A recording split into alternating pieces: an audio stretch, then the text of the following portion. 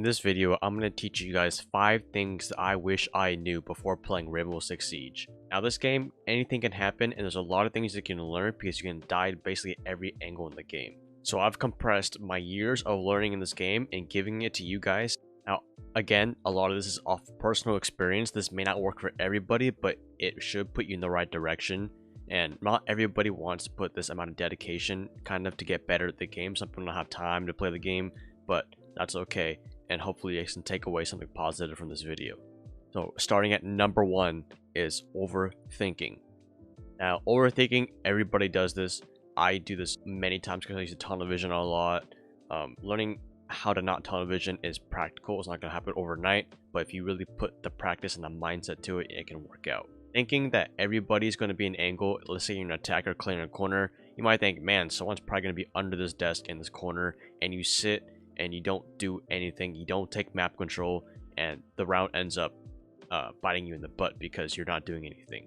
And really not taking the information and applying it to the gameplay, because information is very important, by droning and taking that map control that you can be safe about and you don't have to worry about anything. So really eliminating all those thoughts and just focusing, relying what your drone sees, what your callouts, what you basically what's happening in the game. Don't overthink. Maybe someone might be in here and you might be playing too scared. If you're playing too scared, then you're not going to make a play, and sometimes you have to make plays to win those rounds. The second thing I want to talk about is playing time over kills. So people might know this, but they don't actually do it.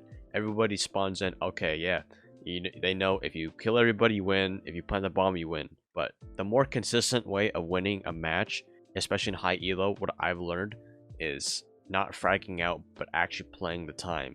Once you play the time, the attackers have to play. The time is against the attackers, and the time is with you. So you don't want to work against time on defense.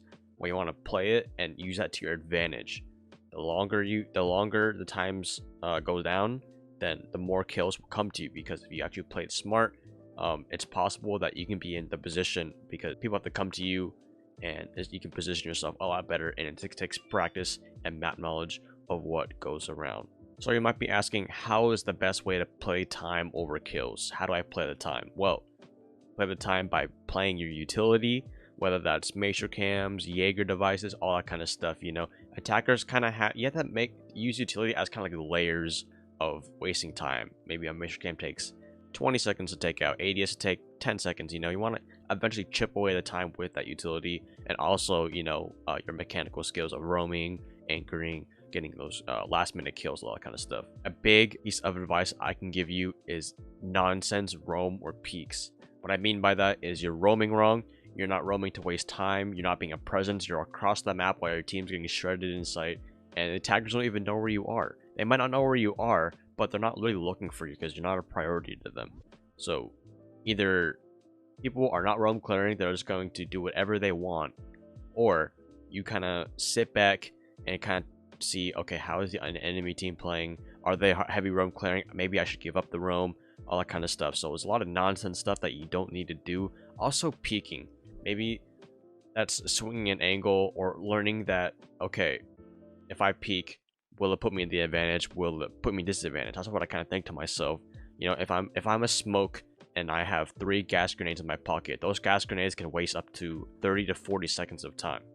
And as a smoke player, you kind of want to be playing our corners because you have close range, all that kind of stuff. But would I rather hold an angle on an attacker on the breach with my SMG-11 and potentially risking my smokes, or should I play a little bit safer, not having that opportunity for them to kill me, waiting for them to get closer to me so I can position myself better? You know, kind of those things like that. You know, sometimes you'd be like, oh, I want to hold this angle, blah blah blah, but you have to tell yourself, is this angle necessary? And if I die, how will it impact the round? You know, and you have to ask yourself, is your death, are your kills gonna matter? You know, like roaming, should you go in this hallway? Should you peek this angle? Should you take this gunfight? You know, should you shoot at this guy? Is it worth giving up your presence? You know. The number 3 tip I want to talk about is refragging and man advantage. So man advantage is very, very important in this game. Whether you're in low elo or high elo, it literally means how many players on each team. I mean, it's really simple, but people don't really look into it. if you're on a 3v5 on attack, you're gonna have a hard time rushing this site because you're just gonna get gunned down by everybody hiding in a corner, correct, right? So what your job is on attack, if you're at a man disadvantage, is to look for picks, expect the aggression, and kind of capitalize on enemy mistakes. You're playing ranked most of the time if you're watching this video, so people aren't gonna play the smartest. So you will catch a lot of people off guard. So you want to look for those openings of, right, okay, how is the best way I can get a pick without wasting too much time, you know? And refragging is very, very important. Some people don't have this mindset while they're playing. They'll be like, okay, everyone just go do the thing, shoot everybody, plant down, easy. No, that's, you know, that's a solid way, but if you don't have refragging in your mind, you have to kind of see where your teammates are, push with their teammates, communicate with them. If you're solo queuing, it's very hard, I know, but you kind of have to just, sometimes you have to look for those openings. You want to always try to even out the man account if possible. Make it your team in the man advantage lead. Practice refragging. And if you don't know what refragging is, it basically means if your teammate runs into a room and they die, or if they just had a fresh gunfight, the enemy player either is reloading or he's not expecting you, because you kind of have to use your game sense to see where your teammate died, where are the common spots, all that kind of stuff. You just have to be ready, and you can't hesitate on your swing. You have to swing in the door if you're going for that refrag. You have to go full send it, because if you don't, you're gonna get caught off guard and you're gonna screw up your choke. The fourth thing I want to talk about is comparing yourself to other players. Whether that's the best player in your stack, oh man, this guy's the best on Vigil Roam, he drops 10 plus kills a game. Thinking that you have the disadvantage sometimes in a lobby. Let's say you're going up against a team like, man, these guys are diamond smurfs, platinums, you know, and man, these guys are just better. If you tell yourself that, you're right.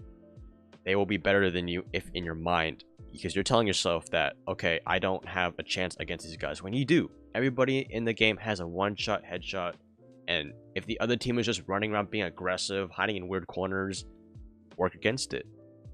If someone's hiding in a corner, drone them, get a cross on them, hold their angles, hold their rotates, you know. Some people don't think, oh, they don't predict the enemy too much. They just, if they see an enemy, they just play off of their instant presence. They don't drone war, they don't hold the flank.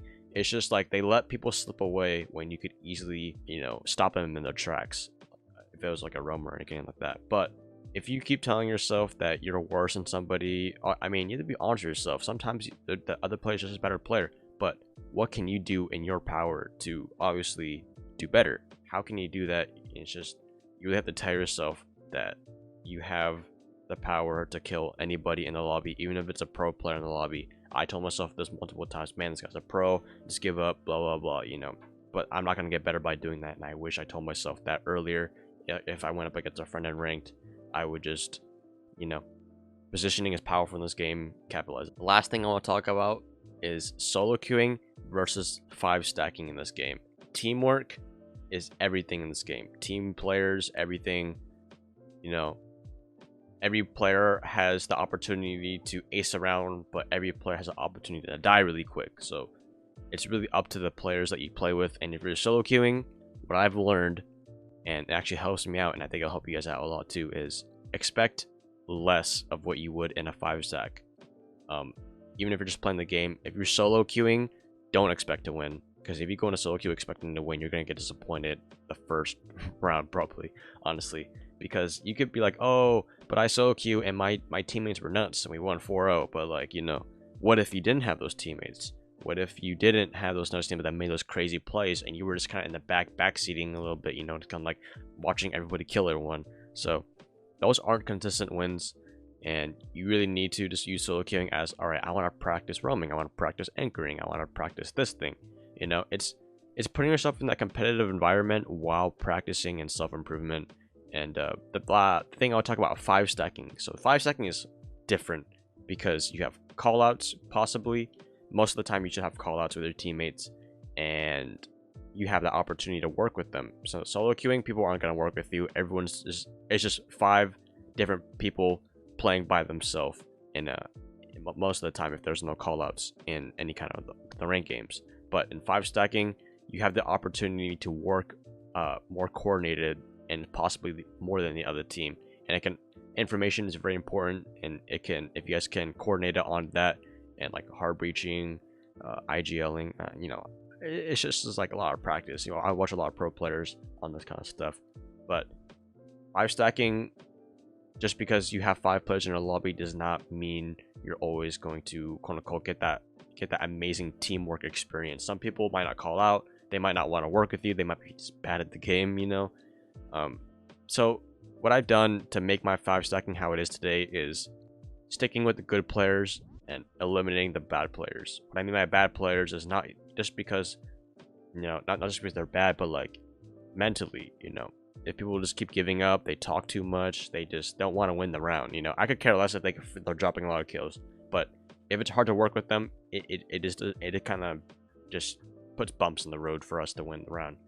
So I stick with people I like to talk with, I like to do all that kind of stuff with, and you learned how to avoid certain players. Maybe you've played with this certain type of player a lot, like this guy roams a lot, he's toxic, and you kind of see that repetitiveness in the community, and you can learn how to avoid those kind of people and avoid putting the stress on yourself. So those are the things I wish I knew before playing Rainbow Six. If you guys did enjoy this video, please leave a like. I know I said I was going to try to compress it down to 10 minutes, but it's just so much information I can give you guys. So don't forget to drop a subscribe. Follow me on Twitch. I stream every single day on Twitch. Make sure you guys are following me there. My other social medias will be linked in the description. And share with a friend that is also struggling at the game and is pretty new.